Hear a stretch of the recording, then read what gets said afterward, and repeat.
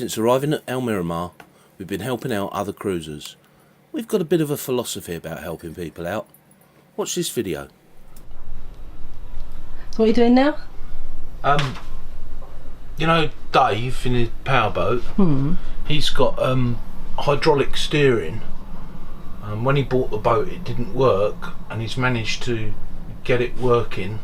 It's got a couple of electric valves that make the hydraulics work, but he's also got an old autopilot, and he's asked me if it's possible to incorporate it into his steering so that he's got an electric autopilot. So I think I've just about done the design work on it now. It's quite complicated, but that's the diagram for all the valve switching gear and everything. But yeah, I'm pretty sure we've done it now, and what we've done is managed to do it out of some cheap relays. So basically the autopilot here sends a signal to the relay, and the relay then sends a signal to the valves on the hydraulics and opens and closes the valves to make the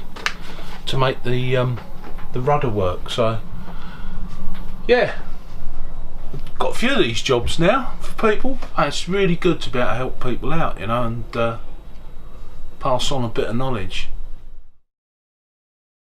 The mainland, and I could smell this kind of burning rubber smell, and first we thought, well, maybe it's the engine, but I could kind of smell it coming from the instruments. The boat was on autopilot and just started going in all sorts of directions. And if you look back on episode 30 when we had a problem with a rat, we put a word out on the net if anybody had a terrier that could actually help us flush out the rat. Now Oscar came along and his owner Ant from SV and Pavadis. He didn't flush the rat out because it was already dead. We didn't realise at the time. But we got talking, and it turns out that he is an engineer. So when I asked him if he could fix the problem, he said no, but I'll show you how to do it. His philosophy is to increase the knowledge pool in the liveaboard cruisers network so we can all start doing repairs for ourselves. And I'd like to carry that philosophy on as well. Our channel is SV in Pavadis. SV in Pavadis, and you're doing how-tos and how to fix your boat up. And yeah, I've got a background of engineering and electrical work. With your boat, you know, what we'd like to do is come and give you a hand to do it and pass the knowledge on. You know, if you've got knowledge, you should share it. Which is the main thing, is having the confidence to actually take it apart, you know, diagnose it, and then fix it. Well, as I said to you, you can't make it any worse, Woody. It's already broken. We first looked at the resistance, and the resistance was very low, so we thought there was something wrong. Most of the autopilots work in a similar way, where a magnet engages the drive to the wheel, and on your boat, when we engaged it, we got a smell of burning. It was like almost a little cartoon puff of smoke. Didn't it? It was, yeah. Yeah. oh, right. And it's coming out of that little breather hole there, look. Can you smell the burning plastic? Yeah, this is what I feel I smell actually. Because the clutch is a 12-volt clutch, I'm going to connect it straight to the batteries. So we've got it freewheeling at the moment, yeah, on the clutch switch, and as soon as I connect the negative, that should hopefully connect together. So you've got a good meter here, Woody. What we do is plug the positive one into the positive terminal. That other positive terminal is for when you're measuring amperage, and the black one is always goes in the common. And then we're measuring DC volts, so switch it to DC volts. And what we're going to do is try and find out which, let's put that up, which one of these is a permanent live and which is a switch live, or positive. It's not live, it's positive. So we know that this one is the neutral at 12 volts, and we're getting nothing there, you see. So if you switch that little switch over, I think we're gonna, there we go.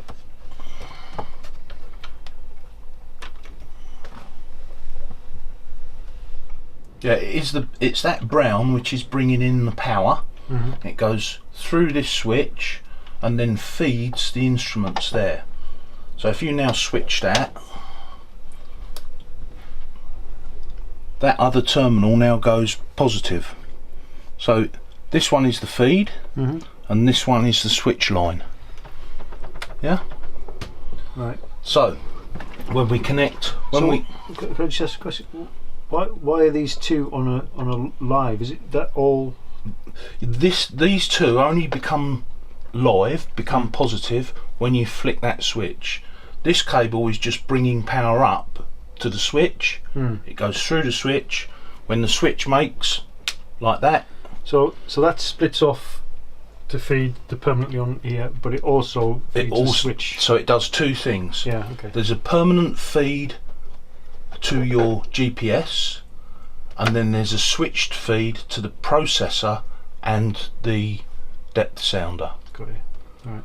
And my advice to you would be to take these chock blocks off, put these all onto your neutral terminal bus, and then feed these through your new switches that you've installed. Okay, we've got the blues, three going blues, to the bus, which we've got in there, which is your negative side. Yep. And then there's the brown. The brown, which is the positive supply.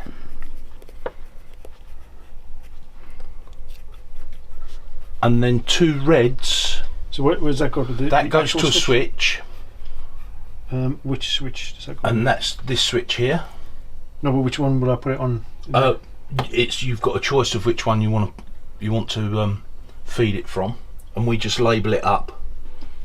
Okay, so that would go to the switch. That one goes. That would be the depth and the wind, yeah. Yep. I'm just wondering what to label them. And the other one goes to the GPS. And the red. And the red is the switched live or switched positive. And that one will go to another switch. So you'll have one switch for your GPS, one for your depth sounder, and they'll be fused independently through your breakers. So you've got two reds there. Yeah, there's two pieces of equipment that are being fed by that. Right, so one's the processor. One's the processor. Okay, so we might as well keep them together? Or not? You can run them both off the same switch if you want. It depends whether you want to be able to switch them on or off separately, and that's entirely your choice. Best practice would be to have them switched separately. What's he learned to do, Em? Well, how many weeks ago was it? It feels like I was going to take you. Well, when I said no, Woody, did you think that 2 months later you'd be drawing your own circuit diagrams? Yeah. So that kind of, now you know why our philosophy is what it is. So basically this is making sense of all that mess in there. And you've put your own new switches in, you've repanelled everything, new wiring for the radio, new inverter sockets, moved the battery monitor, and you know, you've got voltage monitors here, new USB sockets here and here, and all of those you've separated out onto the different 12-volt converter transformers. And you've learnt all that. You've learnt all that yourself just by a little bit of help. Yeah. And now you'll be able to pass it on. Brilliant. It's lost its presets, so it lost the Bluetooth connection. Yeah. And it lost the location as well. So every time we switch it off, the switch, it loses everything, even though we're connected to permanently. So it should. So what we need to do is to check if that permanent live is actually staying permanent. I guess, yeah. But I'll tell you what, looking at Woody, it's looking absolutely cock on, isn't it? You know, from obviously you had big holes here. Yeah, we had that horrible bracket, didn't we? Yeah. It must have been for a computer screen at some point. And then you've rewired everything, mounted everything back up. Your 4 transformers are number 1 transformer here, number 2 there, number 3 there, number 4 there, and they're all independent. And also put a mounting board at the back for the AIS and the Wi-Fi and the splitter. That's brilliant. And you've now got 1, 2, 3, 4 USBs. Yeah. All fed off of different transformers, which you're going. That's those down there, but you're going to go solid state on this one, aren't you? Yeah. To a new electronic transformer. After you give us the heads up in the channel, there was one going second hand for €22, I think. Was it? Yeah, 22 euros. So yeah, that one completely replaces one of those great big things down there. And then once that's done, you're going to tidy all that up, and it looks absolutely cracking, Woody. Looks really good. And you've got your inverter power is going to go in here. That's right, yeah. So this is your normal mains 230, and this one's going to be for your inverter power. And this dark ply was €3 for an A3 sheet in the Chinese shop. Brilliant.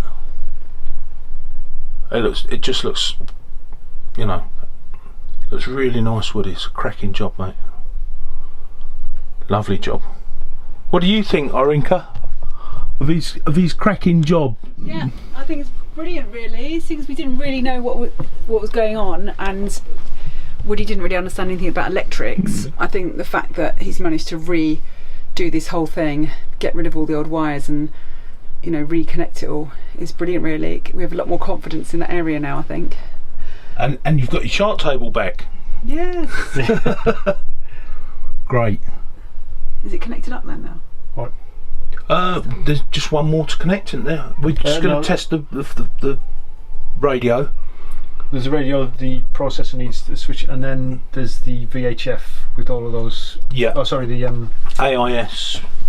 The AIS and the Wi-Fi. AIS. chart plotter. Chart plotter, yeah. The AIS and So the AIS needs to connect up with the chart plotter. And okay, and the Wi-Fi, does that need connecting still? that does, yeah, but that's just a matter of checking the aerial. Checking. Okay. It should be Yes, I straightforward. can't believe it. If the antenna's working properly. Wow. Really got somewhere. Brilliant. So I think one of the best things really for me is about how cruisers help each other out, because sometimes you don't know who to call, where to go, and when you do, it can be really affect the budget. Yeah. And but to have like other cruisers that help each other out and guide each other, and so Ant really for come along and not do it for Woody, but actually guide him in the right direction constantly, always there to answer his questions, and just guide him and teach at the same time. That's the thing that's really invaluable, because we can go away and if things go wrong, I think Woody now could probably repair it a lot more than he could before. Well, he's doing his own circuit diagrams now. Yeah. Well, I think it's when you get the confidence to ask stupid questions, because when you're coming from a base level of zero knowledge, Yeah. you need to be able to ask those stupid questions, Yeah. and to have the confidence, because you got to swallow your pride a bit. Start from scratch and just say, right, okay, what's the red wire for? What's the black wire for? And ask those basic questions, and then you can build on that knowledge. Yeah. And you've got to have the right teacher, the teacher that's going to keep teaching and keep answering your questions. I think that's really important. Oh, you make me blush. You So will. thank you, Ant. We love you. Thank you. Oh, great! It looks absolutely spectacular. It's what did we get those switches for? About €25 instead of €280 or whatever it was. Yeah. Just finding the sourcing the right equipment. Yeah. And modifying it so that it works. And knowing what to get in the first place as well, because that's the other thing. Not knowing what bits to buy, and Ant's constantly providing us with lists, and again puts the right direction of where to go and get things and what to get, and not to get maybe the most expensive thing. You can especially adapt. on this boat as well, because we've got 230 volt, we've got 24 volt, and we've got 12 volt, all kind of interconnecting, Yeah. and so you don't want to kind of mix those up, No. put them the wrong way around or anything. Have a bang, but it is. Yeah. I think it's great. I think you've done a terrific job, Woody. Marvellous. It's a good teacher. Thanks, mate. Next time we'll be looking at anti-foul on 3 different boats and 3 different types.